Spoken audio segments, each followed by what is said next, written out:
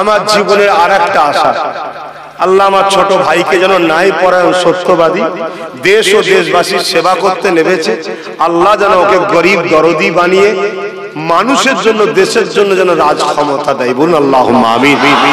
ইসলামে নিষেধ নাই, ইসলামে দেশ সেবা মানুষ সেবা ইসলামে, এবং ইসলাম এটা বলেছে যে নেতা ন্যায়পরায়ণ হবে, আদিল হবে, ইনসাফ পরায়ণ হবে, মানুষের প্রেমিক হবে, মুসলমান হিন্দু নয়। মানুষ নেতা কখনো মুসলমান হিন্দু হয় না, ওর ধর্মগুরু হয়।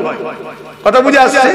এরকম যে হবে ন্যায়পরায়ণ, আল্লাহ তাকে আরশের ছায়াও দেবে। জোরে বলুন সুবহানাল্লাহ। আল্লাহ যেন আমার ভাইকে আরশের ছায়ায় দাঁড়াবার নেতা বানায়। বলুন আল্লাহুম্মা আমিন।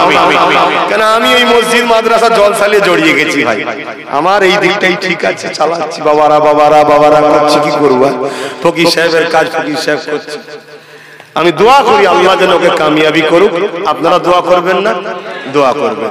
আসলে এই মাহফিলটা হচ্ছে খুশি না বেজার? পরের বছরে হলে আবার উলামারা আসবে, তাই না? অতএব একটু পকেটে হাত দিলে হয় না? একটু দান করেন, মাহফিলে সব হবে। ছেলেরা যাচ্ছে, যার যা খুশি একটু দেন, যার যা খুশি দেন। দরুদ শরীফ আল্লাহুম্মা। তাহলে কি হবে? নামাজ হবে, নামাজের পর